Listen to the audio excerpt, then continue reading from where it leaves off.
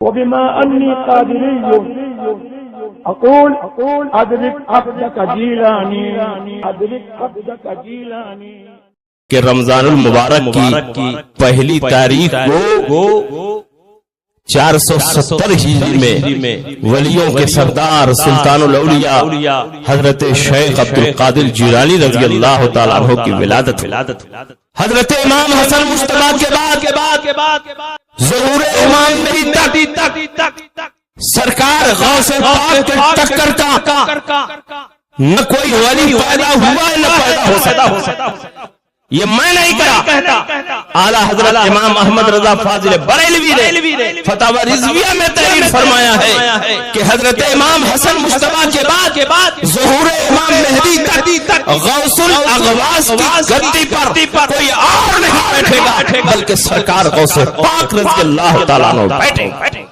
آپ کی عظمت شان کا عالم یہ ہے کہ آپ کی کرامتوں اور آپ کے حالات پر جتنی کتابیں لکھی گئی کسی ولی غوث اور قطب کی شان میں اتنی کتابیں نہیں لکھی، اور آپ پر کتابیں لکھنے والے صرف حنفی نہیں ہے، صرف شافعی نہیں ہے، صرف مالکی نہیں ہے، صرف حنبلی نہیں ہے، بلکہ چاروں مذہب کے اماموں اور علماء نے آپ کی شان میں کتابیں لکھی ہیں، اور اتنی کثرت سے کتابیں لکھی گئی کہ آج تک کسی ولی غوث اور قطب پر اتنی کتابیں نہیں لکھی۔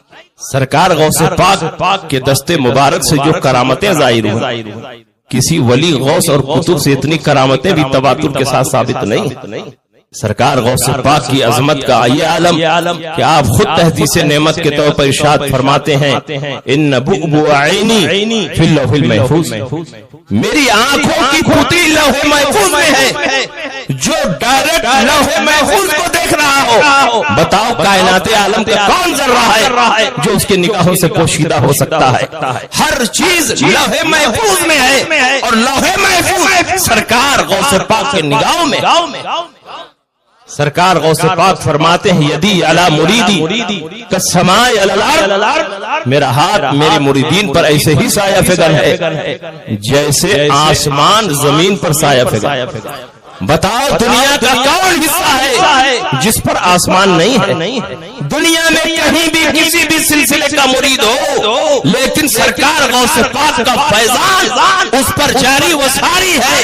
سرکار غوث پاک کا سلسلہ قادریہ ہر سلسلے کو اپنا فیضان پہنچا رہا ہے، چاہے دنیا کا کوئی بھی۔ آپ ارشاد فرما رہے ہیں کہ اگر میرا مرید مغرب میں ہو میں مشرق میں رہوں اور اس کا ستر کھل جائے تو میں یہیں سے بیٹھے بیٹھے اس کی ستر پوشی کر سکتا۔ سرکار غوث پاک فرماتے ہیں ان الانس لهم شیوخ ان الجن لهم شیوخ ان الملائکۃ لهم شیوخ وانا شیخ الکل۔ انسانوں کے بھی پیر ہیں، جنات کے بھی پیر ہیں، فرشتوں کے بھی پیر ہیں، لیکن میں صرف انسانوں کا پیر نہیں ہوں، میں صرف فرشتوں کا پیر نہیں ہوں، میں صرف جناتوں کا پیر نہیں ہوں، وانا شیخ الکل، میں سب کا پیر ہوں۔ اس لیے ہر پیر صرف پیر ہے، سرکار غوث پاک پیر۔ یہ شان و عظمت سرکار غوث پاک کو حاصل۔ سرکار غوث پاک رضی اللہ تعالیٰ عنہ کی عظمت پر اتنی کتابیں لکھی گئی، اور آپ کی کرامتیں جس تواتر کے ساتھ منقول ہیں، کس ولی غوث اور قطب کی اتنی کرامتیں تواتر کے ساتھ منقول نہیں۔ سرکار غوث پاک پیدا نہیں ہوئے، بڑے بڑے ولیوں اور اماموں نے آپ کے پیدا ہونے کی بشارت دی۔ آپ بہجت الاسرار اٹھا کر دیکھیے، ملا علی قاری کی کتاب مرقات شرح مشکات اٹھا کر دیکھیے، ملا علی قاری نے مرقات شرح مشکات کے شروع میں چاروں اماموں کے حالات کو تفصیل سے بیان کیا، اور اسی میں امام احمد ابن حنبل کے حالات کو بھی بیان فرمایا۔ امام احمد ابن حنبل کی وفات 240 ہجری میں ہوئی۔ امام احمد ابن حنبل کی وفات 240 ہجری میں ہوئی، اور 230 سال کے بعد آپ کی قبر مبارک کھل گئی۔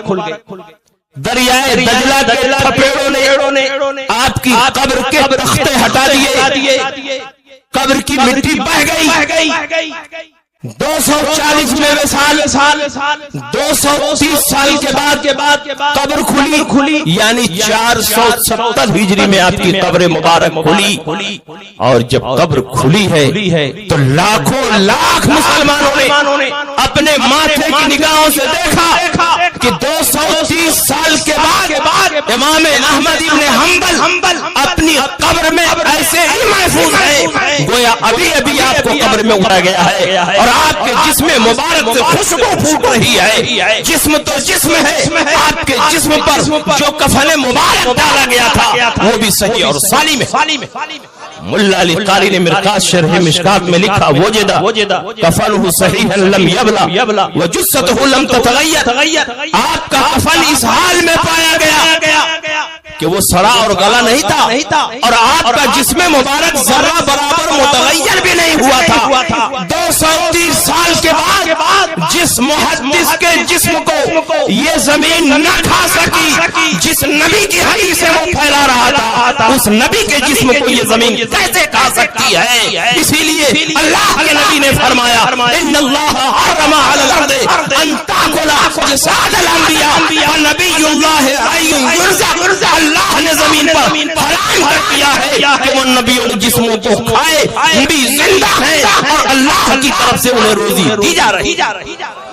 حضرت علی بن حیتی رضی اللہ تعالیٰ عنہ فرماتے ہیں, یہ سرکار غوث پاک کے مرید بھی ہیں, خلیفہ بھی ہیں. وہ فرماتے ہیں بہجت الاسرار میں یہ روایت ہے, یہ وہی علی بن حیتی ہیں جن کے بارے میں حیات الحیوان للتمیری میں لکھا ہے کہ اگر کوئی مصیبت زدہ انسان مصیبت کے عالم میں علی بن حیتی کا نام لے لے تو اللہ تعالیٰ ان کے نام کی برکت سے ساری پریشانیوں کو دور کر دیتا.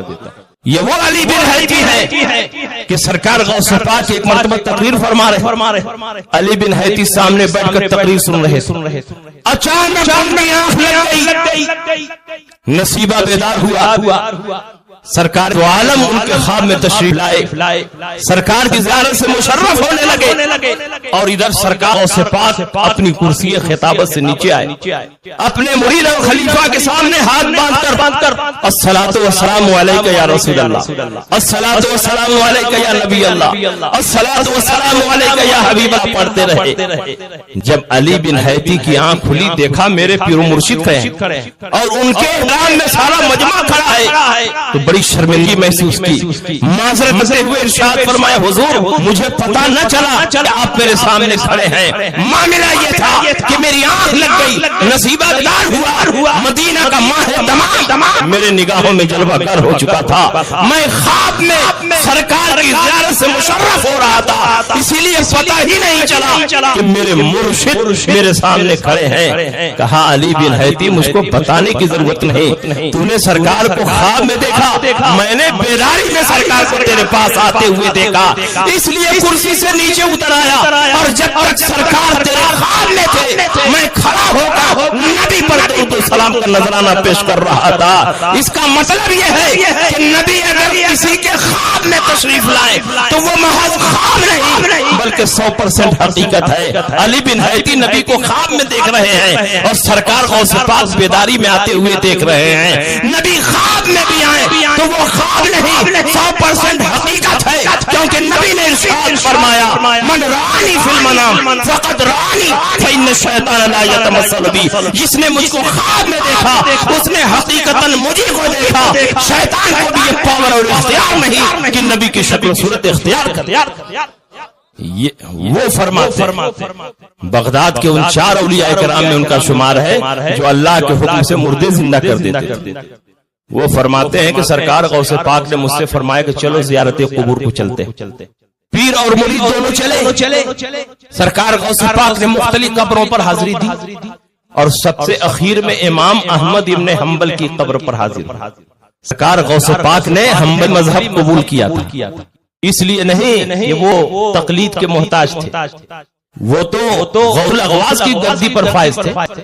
وہ مجتہد مطلق تھے، وہ کتاب و سنت سے ڈائریکٹ محل نکالتے تھے، لیکن امام احمد ابن حنبل نے فرمایا شہزادے میرا مذہب کمزور ہو رہا، تمہارے ماننے والے لاکھوں ہیں، اگر تم حنبلی مذہب کو قبول کر لو تو تمہارے تمام ماننے والے حنبلی مذہب کو قبول کر لیں گے، اور اس طرح قیامت یہ چاروں مذہب جاری رہے گا۔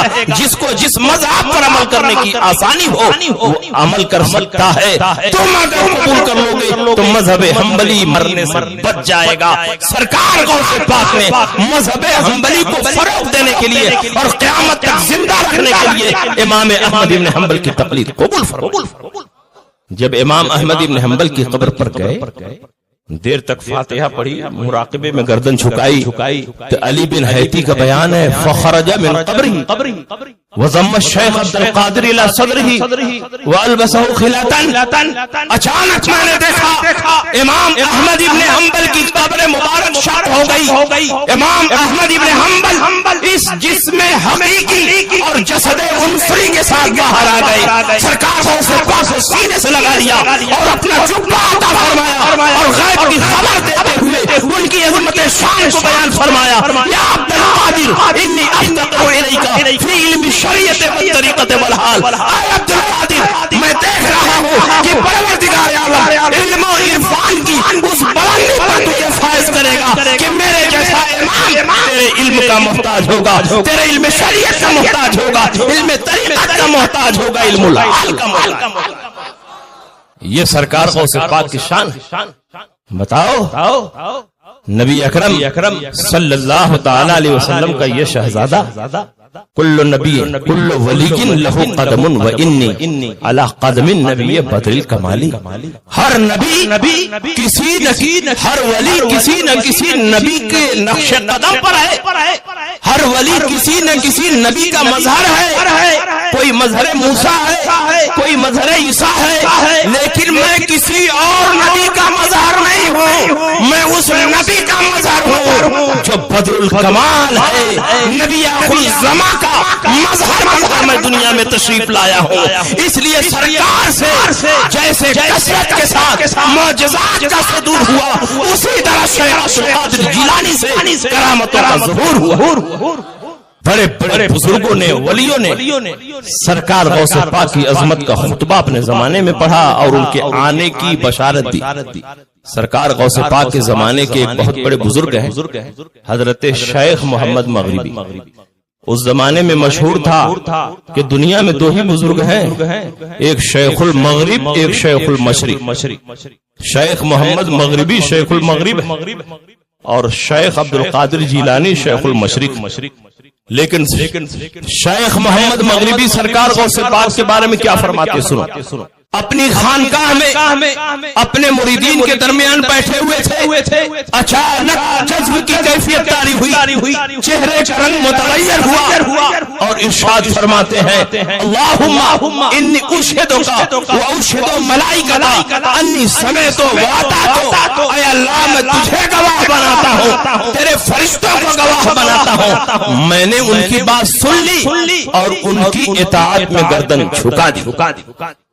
جب عالم صحو میں آئے مریدین نے پوچھا حضور آپ نے کس بات پر اللہ کو اور فرشتوں کو گواہ بنایا کہ ان کی بات سن لی اور گردن جھکائی؟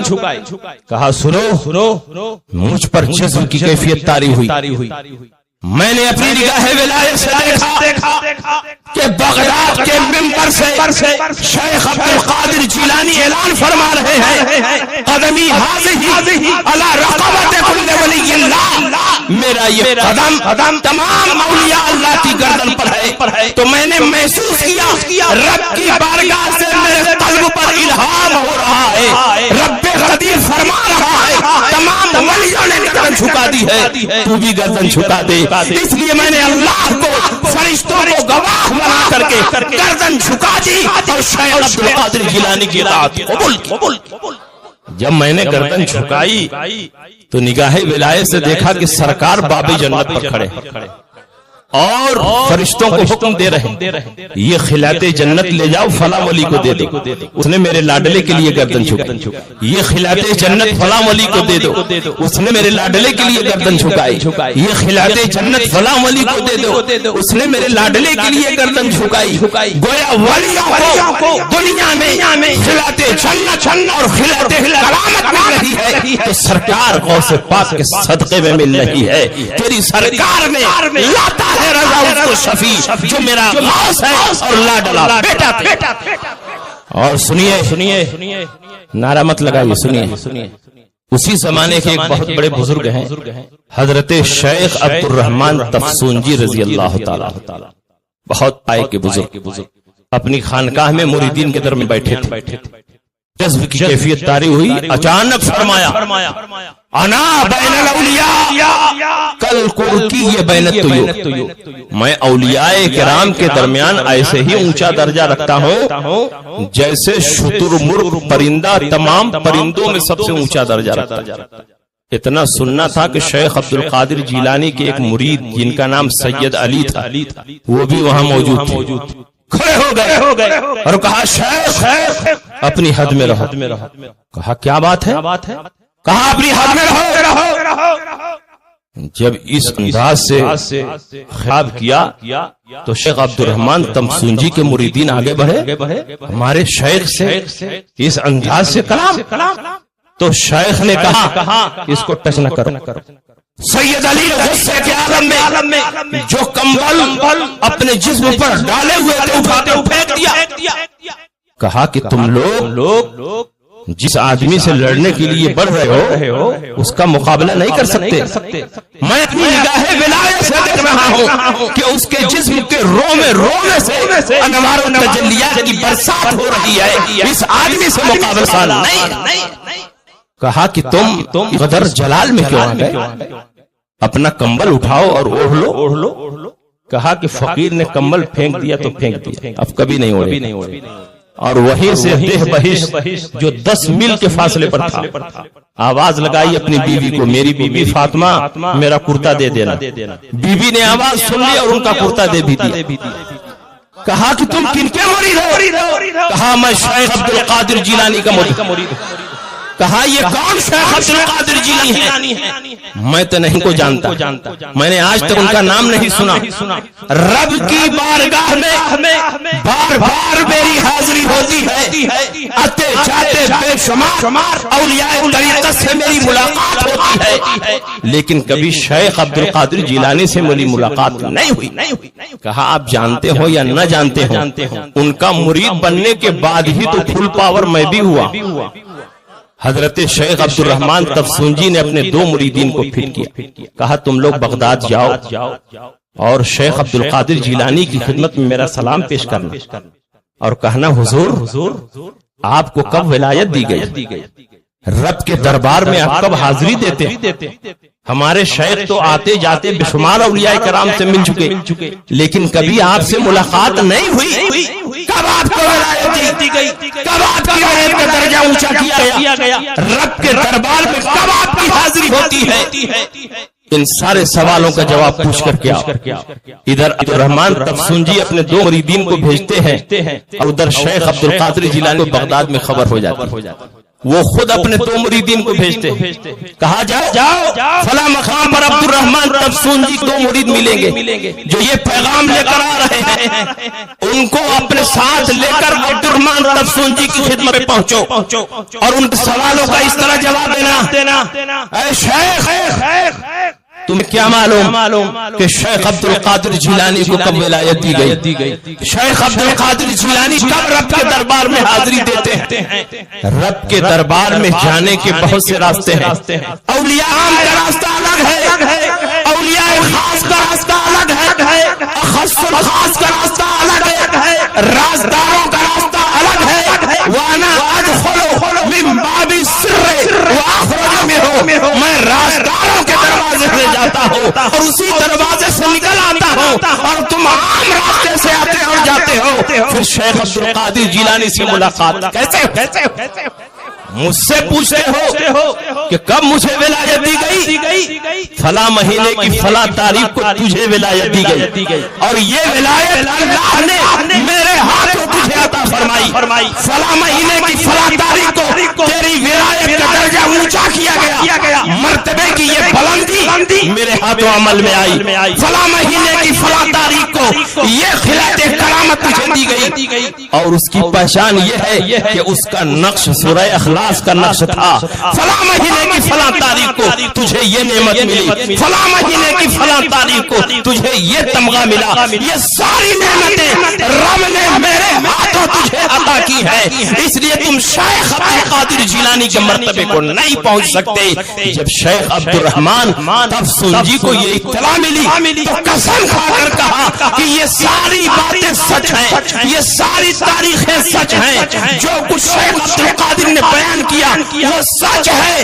میں نے آج تک اس کا تذکرہ کسی سے نہیں کیا، اور شیخ عبد القادر کو خبر ہے۔ اس کا مطلب اللہ نے شیخ عبد القادر جیلانی کو وہ مقام اور مرتبہ عطا فرمایا ہے کہ دنیا کا کوئی ولی غوث اور قطب شیخ عبد القادر جیلانی کے مرتبے کو نہیں پہنچا۔ واہ کیا مرتبہ ہے غوث ہے بالا تیرا، اونچے اونچوں کے سروں سے ہے قدم اعلیٰ تیرا، سر بھلا کیا کوئی جانے کے ہے کیسا تیرا، اولیاء بولتے ہیں آنکھیں وہ ہے طلبہ۔ یہ شیخ عبد القادر جیلانی رضی اللہ تعالیٰ عنہ کی شان ہے۔ سرکار غوث پاک رضی اللہ تعالیٰ عنہ کی عظمت کو بیان کرے تو پوری رات ختم ہو جائے گی، لیکن آپ کی عظمت کا بیان کمپلیٹ نہیں ہوگا۔ یہ وہ مادرزاد اور پیدائشی ولی ہے کہ پیدا ہوتے ہی دودھ پینا چھوڑ دیا۔ پورے اطراف گیلان میں یہ خبر مشہور ہو گئی، ولد للاشراف ولد لا یرضع فی رمضان، سادات کے گھرانے میں ایک ایسا بچہ پیدا ہوا ہے جو رمضان المبارک میں دودھ نہیں پیتا۔ اگر تم واقعی سرکار غوث پاک کے سچے غلام ہو تو میرے سرکار نے اس زمانے میں روزہ رکھا جبکہ آپ پر روزہ فرض نہیں تھا، تم پر روزہ فرض ہے۔ اگر واقعی سرکار غوث پاک کے سچے تو سرکار غوث پاک کی اس سنت کو زندہ کرنا دکھاؤ، ہم بھی سرکار غوث پاک کے غلام ہیں۔ ہرگز ہم رمضان المبارک کا روزہ نہیں چھوڑیں۔ اس لیے ہم شریعت پر پوری مضبوطی کے ساتھ عمل کریں۔ سرکار غوث پاک رضی اللہ تعالیٰ عنہ کی شان بہت بلند ہے۔ اللہ رب العزت نے علم میں بھی ان کو بے مثال بنایا۔